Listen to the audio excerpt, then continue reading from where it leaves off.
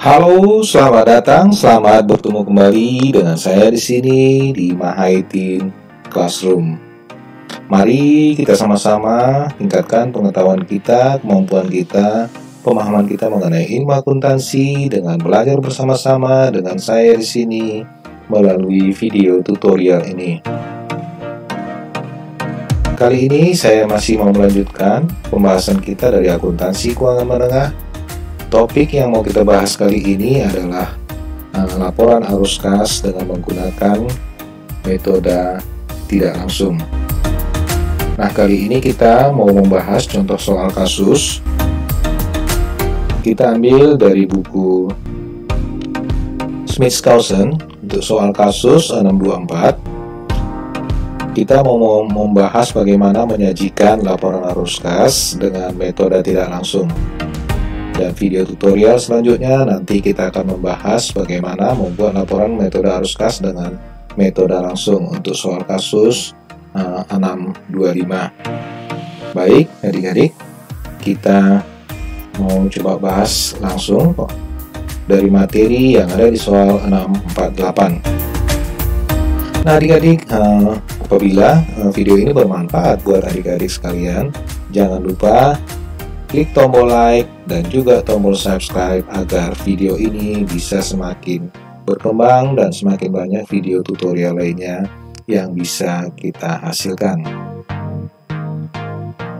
Sebagai ilustrasi, kita ambil soal dari 624. Ini sudah disajikan laporan keuangan, laporan posisi keuangan untuk PT Laforge untuk tahun 20X0 dan 20X1. Nah, kalau kita ingat dari teori sebelumnya yang pernah saya buat bahwa untuk menyajikan laporan arus kas harus ada laporan posisi keuangan yang komparatif. Nah, kali ini sudah ada tahun 20X0 dan 20X1, ada kas, piutang, usaha, dan seterusnya. Dan selanjutnya di sini diberitahu, diinformasikan bahwa laporan laba rugi PT Laforge itu sudah menghasilkan laba bersih selama tahun 20X1 sebesar 70.000. Dan di sini ada informasi tambahan bahwa selama periode berjalan, aset tetap dengan harga perolehan 330.000 dijual pada nilai buku seharga 200.000. Sementara dividen yang dibayarkan selama periode berjalan adalah sebesar 75.000.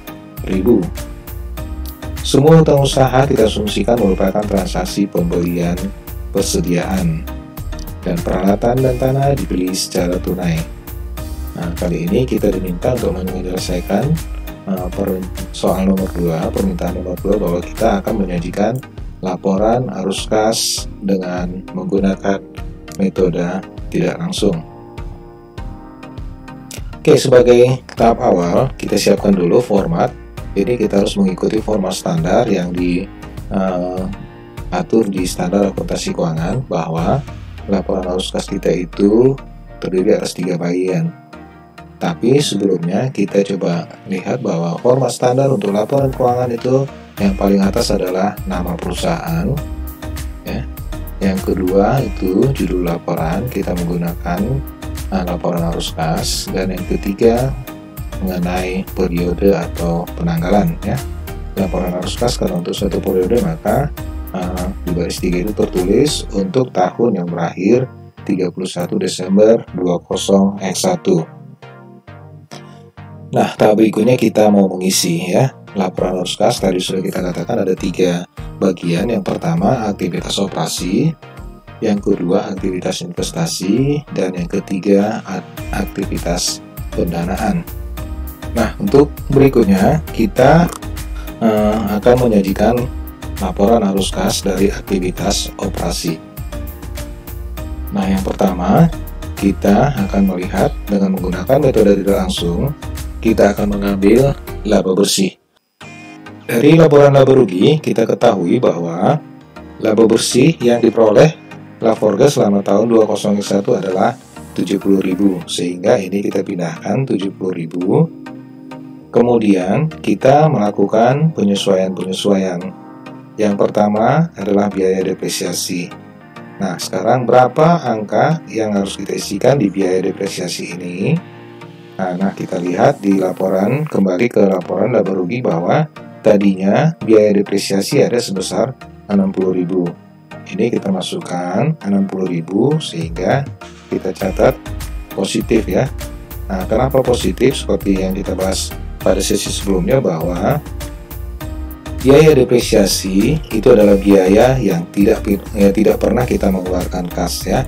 Kalau tadinya di sini ada laba bersih 70.000, itu setelah dikurangkan biaya depresiasi sebesar 60.000. Sementara biaya depresiasi tadi kita tidak pernah mengeluarkan kas.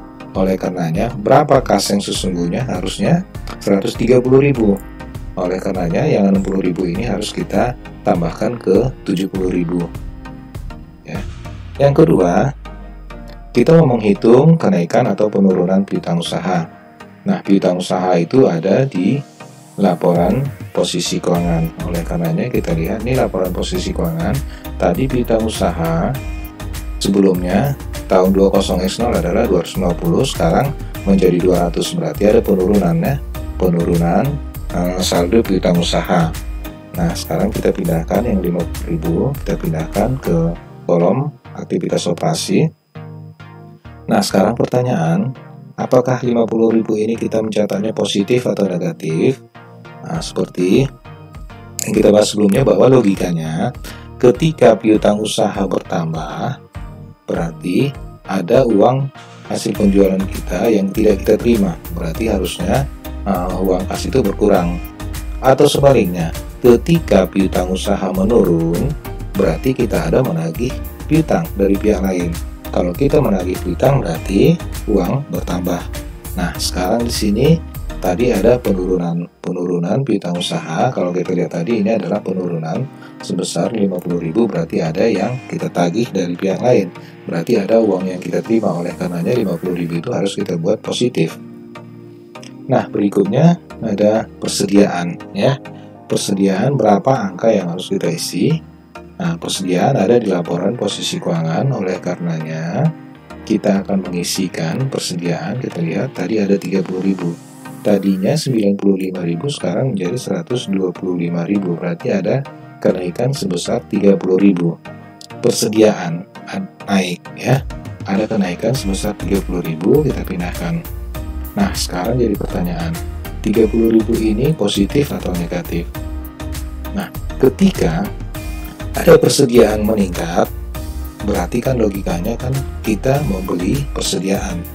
Membeli persediaan berarti kita mengeluarkan uang, oleh karenanya ini menjadi negatif atau minus. Sebaliknya, ketika persediaan kita menurun, berarti logikanya ada penjualan. Kalau ada penjualan harusnya rupiahnya atau kasnya bertambah. Oke, berikutnya ada beban dibayar di muka. Nah, ini juga masih di laporan posisi keuangan. Sekarang berapa angka yang harus kita isikan? Nah, kita lihat ya. Beban biaya dibayar di muka tadinya 10.000, sekarang menjadi 18.000, berarti ada kenaikan sebesar 8.000. Nah, kalau ada beban dibayar di muka, begitu kita bayar untuk bertambah kan gitu kan. Bertambah berarti kalau bertambah dia, maka itu harus kita buat negatif ya. Artinya kita membayar beban, berarti ada pengeluaran kita. Sebaliknya, kalau ada beban dibayar di muka itu berkurang, berarti pengeluaran kita bertambah. Sama seperti kita logikanya dengan piutang usaha, ketika piutang usaha kita berkurang, berarti kita menagih. Logikanya seperti itu. Jadi ketika beban dibayar di muka itu ada bertambah, berarti kita ada mengeluarkan beban, sehingga ini harus kita kurangkan dari kas kita ya. Oke, berikutnya hutang usaha. Hutang usaha berapa angka yang harus kita sajikan? Kita lihat di laporan posisi keuangan bahwa hutang usaha itu naik sebesar 25.000. Tadinya 50.000, sekarang menjadi 75.000. Nah, karena dia naik, nah ini kita pindahkan 25.000. Ketika hutang usaha naik, berarti uang kita bertambah. Logikanya ketika kita minjam uang dari pihak lain, berarti uang kita bertambah. Sebaliknya, ketika hutang menurun, berarti kita ada pembayaran, berarti kita mengeluarkan uang. Nah, kali ini ketika naik, berarti ini positif. Nah, berikutnya ada hutang bunga. Sama logikanya, ketika hutang bertambah berarti uang kita positif. Kalau hutang berkurang berarti kita mengeluarkan uang. Sekarang kita lihat berapa angka hutang bunga, kenaikan atau penurunannya. Di sini kita lihat ada 8.000 di tahun 20x0, sekarang menjadi 10.000, berarti ada kenaikan sebesar 2.000. Kalau ada kenaikan berarti kas bertambah. Nah, berikutnya dengan hutang pajak, berapa yang harus kita isi? Hutang pajak ada menurun sebesar 17 ya, 17.000. Tadinya 107, sekarang menjadi 90. Nah, sekarang kita mau isikan ketika hutang kita berkurang, berarti kita melunasi hutang. Melunasi hutang berarti uang keluar. Oleh karenanya 17.000 menjadi negatif ya, dalam kurungnya. Nah, kalau tidak ada lagi, coba kita perhatikan di laporan posisi keuangan ini, hutang pajak, di bawahnya hutang obligasi. Hutang obligasi adalah untuk jangka panjang, berarti kita selesaikan di operasi sampai hutang pajak saja ya. Nah, sekarang kita coba jumlahkan. Total keseluruhan dari laba bersih ditambah dengan penyesuaian itu hasilnya adalah Rp152.000. Nah, tugas kita berikutnya adalah untuk menyajikan arus kas dari aktivitas investasi. Yang pertama, kita coba melihat dari aset ya. Apakah ada aset yang dijual?